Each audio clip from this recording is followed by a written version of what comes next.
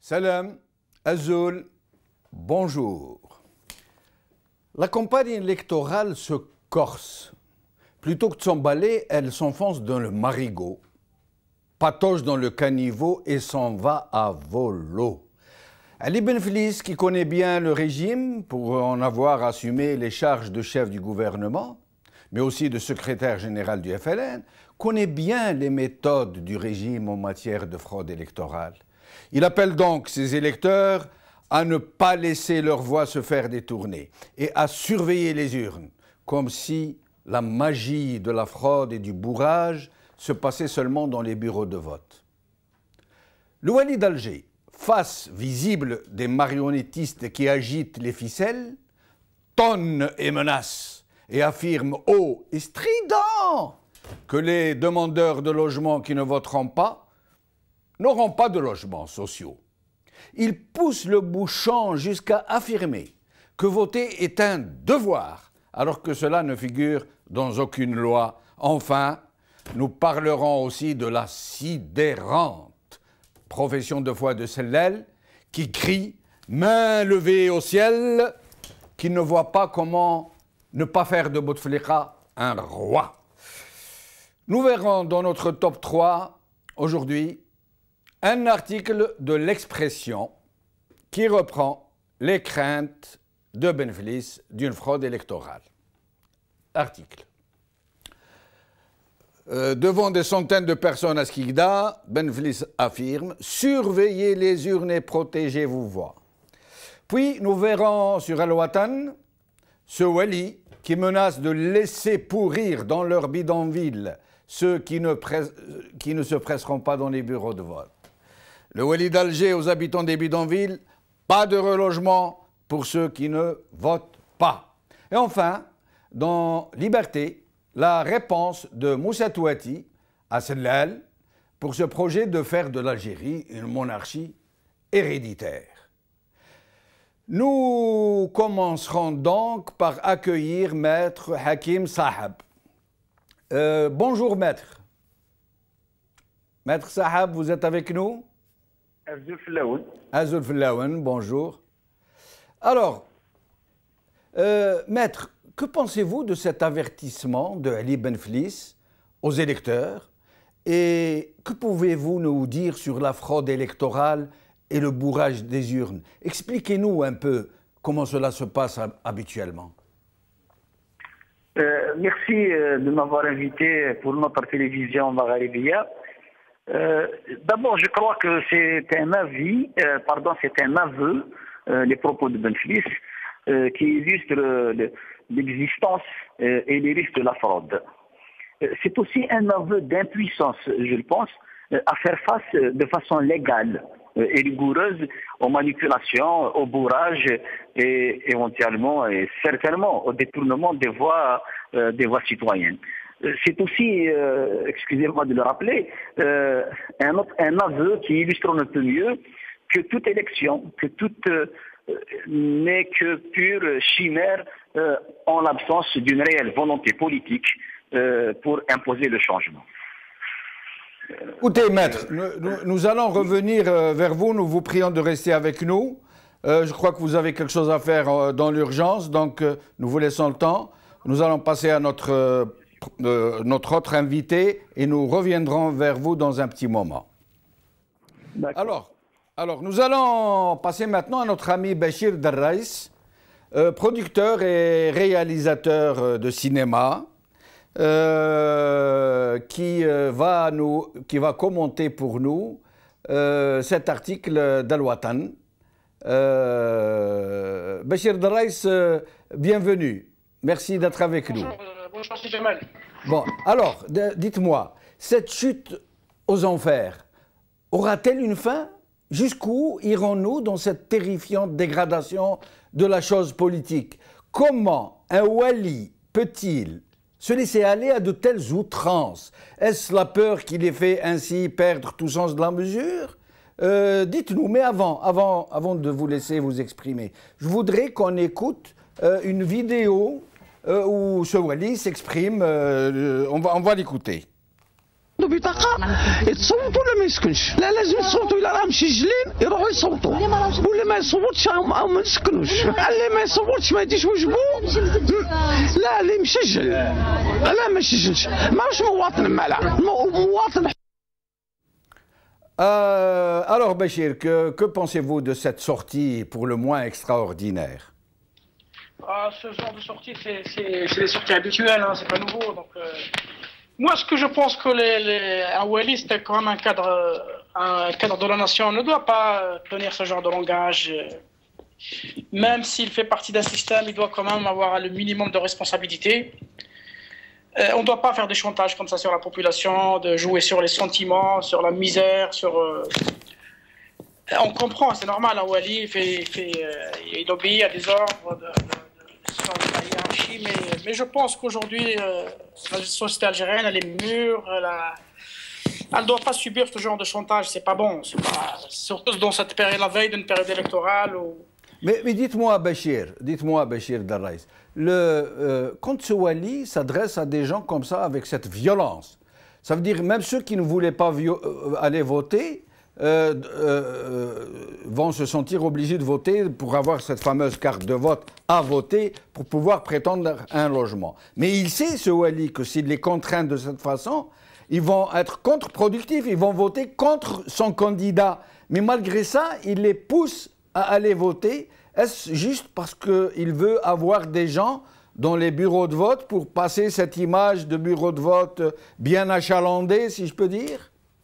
Moi, c'est jamais ce que j'ai compris. Je pense que les habitants des bidonvilles, ils se renouvellent. Hein. Je pense qu'ils s'adressaient à des gens qui ne sont pas inscrits sur les listes électorales. Ce que j'ai compris par la vidéo. Hein. Oui. Je pense que ces gens-là ne sont pas inscrits. Parce que c'est le problème des bidonvilles en Algérie, les chalets, tout ça, c'est un vrai problème. Hein, c'est pas facile parce que des fois on loge une partie, et puis ils cèdent leur bidonville à d'autres membres de la famille, etc., etc. Donc je pense que ce que j'ai compris moi, hein, j'ai compris que le Wali s'adressait à des gens qui n'étaient pas inscrits sur les listes électorales. C'est pour ça qu'ils étaient mécontents, donc ils n'ont pas de carte d'électeur, donc apparemment ils n'auront pas de logement. Mais ne pensez-vous pas, Béchir, ne pensez-vous pas qu'en lançant un tel message, c'est un peu tous les électeurs qu'ils menacent, que les gens vont revenir dans ces attitudes du temps de Boumedienne, où il fallait avoir une carte de vote avec la mention à voter pour avoir un logement, pour avoir son extrait de naissance, pour pouvoir avoir un passeport. Ne pensez-vous pas que c'est une menace insidieuse ? Le vote, c'est un droit civique, c'est un droit citoyen. Donc, normalement, on ne doit pas pousser les gens à aller voter. Normalement, c'est le système. Quand les gens se sentent heureux, quand les gens se sentent à l'aise, ils iront voter eux-mêmes. Donc, c'est ça le problème. En Algérie, aujourd'hui, il y a une bonne partie de la population qui ne croit plus rien. Ils ont tellement été volés, ils ont tellement été manipulés qu'aujourd'hui, ils ne croient pas. Il y a eu une majorité silencieuse. Ça fait plus de 10 ans que le taux de participation n'a pas dépassé 40%, des gens, 30%, 50% maximum. Donc c'est la moitié des Algériens qui ne votent pas. C'est une catastrophe. C'est une vraie catastrophe pour la société. Alors que le vote, normalement, c'est un droit civique, de citoyen. Mais comme ils ne croient pas, les gens ne votent pas. Et des fois, ils ne s'inscrivent même pas. Des fois, parce que pour eux, le résultat est connu d'avance, les jeux sont faits d'avance. Et ça, c'est terrible, hein, parce que c'est terrible pour la société algérienne. Et j'ai l'impression que cette méfiance arrange beaucoup les pouvoirs. Donc c'est pour ça que chaque échéance électorale, c'est une mascarade pratiquement. Donc, parce que beaucoup de gens ne votent pas. Mais en même temps, ne pas voter, c'est pas une solution. C'est un dilemme. Hein. Aller voter, c'est un problème. Ne pas aller voter non plus, c'est pas une solution non plus. Et que faut-il faire dans ce cas si aller voter est un problème et ne pas voter est un problème? Quelle serait donc la solution? Aujourd'hui, le boycott, il sera utile s'il y a un seul candidat. Ça, c'est effectivement, le boycott sera utile. Mais comme il y a d'autres candidats, donc est-ce que le boycott il est utile? Il ne sera pas utile parce qu'il y a d'autres candidats qui vont être peut-être pénalisés, qui peuvent peut-être battre le système actuel. Mais aller voter, est-ce que ce n'est pas donner son bulletin blanc, quel que soit le candidat qu'on a choisi, à une administration qui fraude, qui se prépare à une fraude encore plus massive que celle du RND de Yahya de 97? C'est-à-dire, oui, ça, on peut prendre la chose comme ça, mais ne pas aller voter, c'est difficile après de réclamer, de dire qu'il y a une fraude. C'est-à-dire, on peut prouver la fraude quand on vote, on va voter, et puis on se rend compte que notre voix a été détournée. Mais quand les gens ne vont pas voter, ils ne peuvent pas dire qu'il y a eu fraude. C'est ça le problème. C'est un dilemme, hein, c'est un vrai dilemme. Donc, Oui. voilà, c'est le vrai dilemme. Donc, moi, à mon avis, voilà, c'est difficile de prendre une décision. Donc, je comprends. Bachir Drais, merci beaucoup. J'espère vous retrouver bientôt dans cette émission. Merci d'avoir été avec nous. Nous retournons vers notre premier invité, Maître Hakim Saheb.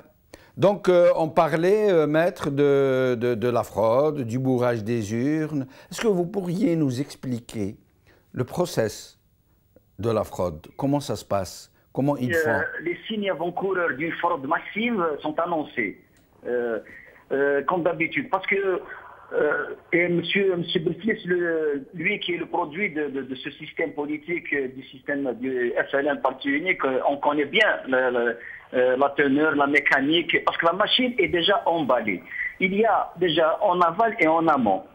En ce moment, nous assistons, je peux le dire si vous permettez, nous avons un fichier électoral non assigné, donc qui constitue pratiquement, pour un peu compléter ce que disait tout à l'heure Bachir, dans le sens paradoxal, se présenter, participer ou non, c'est dans le sens où nous avons un fichier électoral qui constitue une chambre à gaz ou un carburant pour d'éventuels trafics. Nous ignorions jusqu'aux véritables personnes, jusqu'aux véritables inscrits dans ce fichier, parce qu'aucun contrôle ne peut se faire. D'une part. De deux parts, nous avons toujours en aval, on assiste actuellement le fait d'avoir validé la candidature de M. Bouteflika constitue en soi, j'allais dire, une violation de la Constitution elle-même. Pour deux raisons d'ailleurs, pas seulement pour le fait qu'il soit incapable, c'est aussi le fait que dans le dossier présenté par devant le Conseil constitutionnel, vous savez que la loi électorale exige de tout candidat d'avoir un conjoint qui soit de nationalité d'origine algérienne. Or, jusqu'ici, nous ignorions si M. Bouteflika est marié ou pas.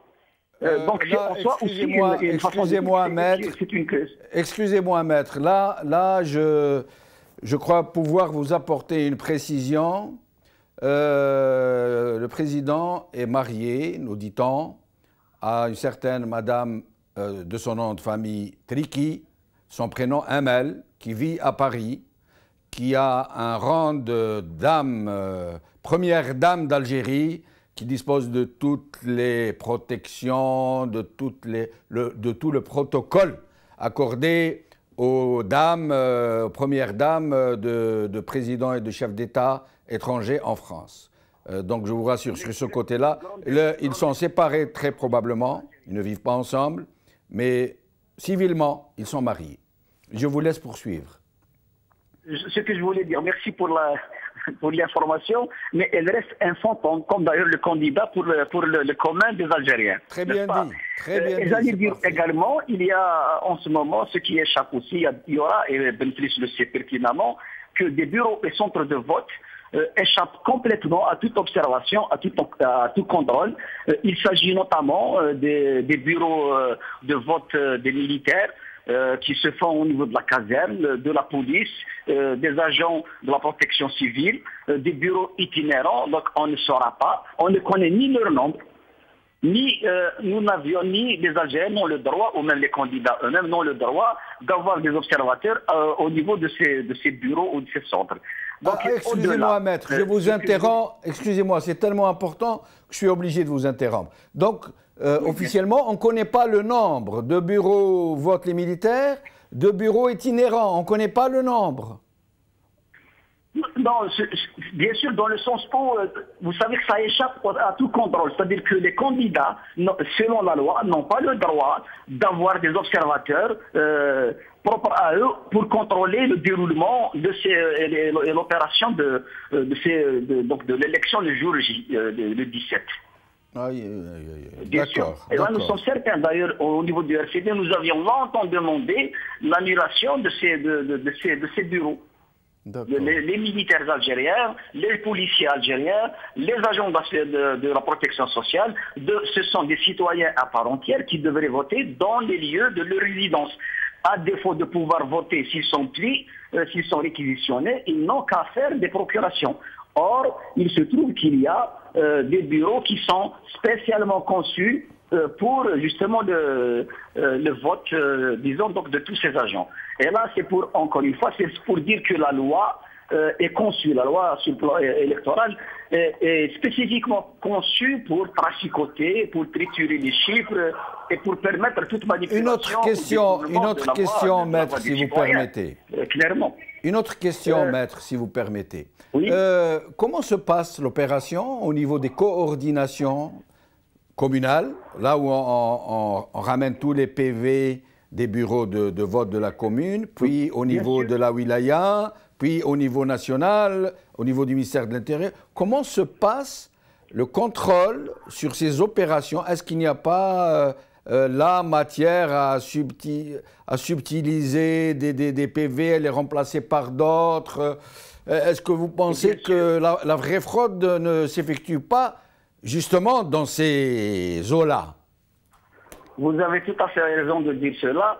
La loi également, c'est dans le sens que nous le disions que la loi est conçue spécifiquement pour encourager et promouvoir la fraude. Pour preuve, en dehors, et ça je le dis en tant que juriste, en tant que citoyen, en dehors des bureaux de vote où effectivement les représentants des différents candidats ont le droit de contrôler et même d'en avoir un PV de la fin, donc le PV sanctionnant soi-disant le comptage des voix au niveau du bureau. Cela dit, au niveau des communes, parce qu'il y a 3 étages. Il y a une première consolidation qui se fait au niveau des communes. Deuxième étage, deuxième niveau, une autre consolidation qui se fait, qui s'opère au niveau des daïras. Et une troisième au niveau de la wilaya. Laquelle wilaya, pour ce qui est de la présidentielle, comme c'est une élection nationale, elle renvoie directement un procès verbal global au niveau du ministère. Mais je suis désolé de le dire, en dehors du bureau de vote et des centres où il est possible d'avoir effectivement des procès-verbaux de comptage, sinon ni au niveau de la daïra, ni au niveau de la wilaya, ni au niveau encore mieux, pire, au niveau national, on ne pourra avoir effectivement des PV de consolidation.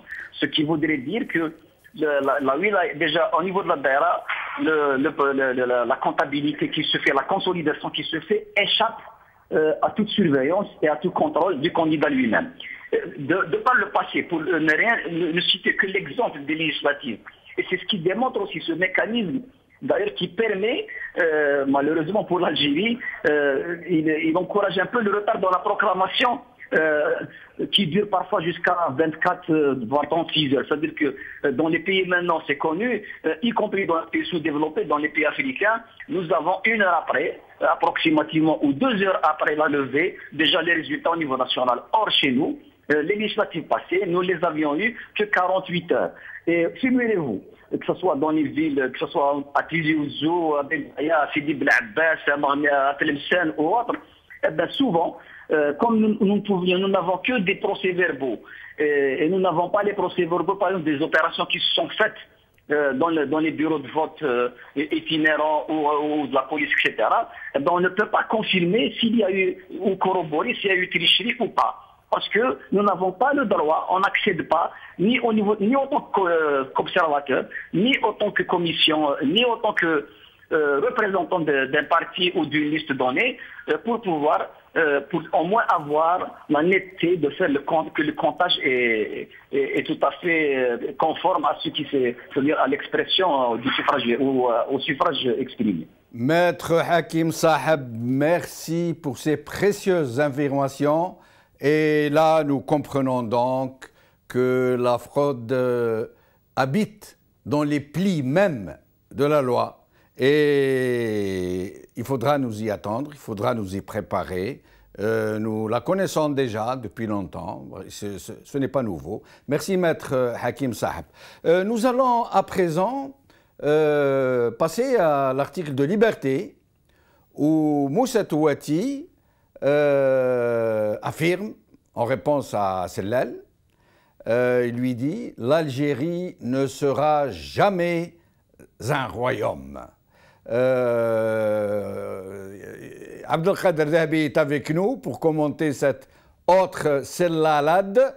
Cette sortie est-elle fortuite? Devrons-nous la ranger dans les autres sellaliettes? Ou serait-ce là l'annonce d'un nouveau projet de royaume en Algérie? Monsieur Abdelkader Zahabi, vous qui avez connu Abdelaziz Bouteflika, dans sa vie privée, j'allais dire, vous l'aviez fréquenté et vous semblez très bien le connaître. Que pourriez-vous nous dire sur cette sortie de Sellal, sur ce projet de royaume qui est dans l'air? Monsieur Dabi, je vous en prie, si vous êtes avec nous. Allô? Allô, c'est Abdelkader. Bienvenue, merci d'être avec nous. Salam wa rahmatullah. نعم. Vous avez entendu ma question? نعم أعتقد يعني إذا سمحت سي جمال الدين لدي يعني كلمة نقولها قبل. Je vous en prie. واستسمحك أتكلم باللغة العربية. قبل كل شيء يعني أشكر قناة المغاربية والطاقم المشرف على البرنامج هذا الجديد. وأبدأ بالقول حسبنا الله ونعم الوكيل. إذ لم أكن أتصور قط أن ستجبرني الظروف ذات يوم لانتقاد دفاعا عن وطني ونهي عن المنكر رجل سياسي عرفته جيدا في الثمانينات والتسعينات حين كان لا أحد حتى من بين خدامه وشياته اليوم يتجرأ بالتقرب منه كما جاء في القرآن على خوف من فرعون وملئه وكان فرعون آنذاك يعني الشاذلي والعربي بالخير. أقول رجل شاءت به الأقدار أن يظهر في آخر عمره على أبشع طبيعته السيئة المتسمة بفساد العقيدة والخنزوانية والاستكبار والإعجاب بالنفس. Si Abdelkader, si vous permettez, si vous permettez, si Abdelkader, cette émission est destinée à un public plus ou moins francophone. Je voudrais que vous vous exprimiez en français. Moi, je ne savais pas qu'il y avait un public francophone et un public arabophone. Non, c'est une émission qui est destinée à nos compatriotes qui s'expriment en français, mais aussi à des gens qui s'intéressent à l'Algérie et qui ont exprimé le souhait. Non, moi je ne vois aucun inconvénient. Je voulais vous dire que le temps nous est compté et qu'il nous reste à peine 5 minutes, donc c'est pour ça que je voulais. أنا تكلمت لي قبيله على 5 دقائق 8 دقائق أعطيها لي لما تعطيها ليش نحبسوا هنا. Monsieur Abdelkader Zahabi, نعم moi, je vous ai invité à vous exprimer. Je vous ai prié de vous exprimer en français. On vous invitera avec plaisir dans des émissions qui émettent en arabe. Vous connaissez la chaîne de toutes les façons. Vous avez déjà participé, je crois. Ce n'est pas une question de... Je vous en prie, allez, poursuivez. Poursuivez. Monsieur Abdelkader Zahabi? Bien, nous venons de perdre notre invité qui a considéré un peu comme une offense le fait de lui demander de s'exprimer en français. Donc, nous aussi, nous nous exprimons en arabe. Cette chaîne s'exprime majoritairement à 90% de ses programmes en arabe. Ces émissions en français ont été créées pour répondre à une demande d'Algériens qui vivent dans la diaspora, qui ne maîtrisent malheureusement pas très bien notre langue originelle, notre langue nationale, mais aussi à des amis étrangers, à des amis de l'Algérie qui vivent en France, en Suisse, au Canada, en Belgique, qui nous ont massivement exprimé le souhait de pouvoir accéder à nos informations et à nos analyses en langue française. Et c'est pour ça, je ne comprends pas la réaction de Sir Abdelkader Zahabi, que je tiens en très haute estime.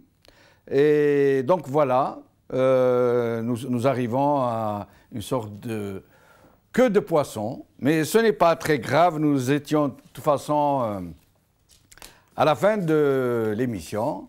J'espère vous retrouver bientôt. Cette émission est maintenant finie. Au revoir et à demain. Merci.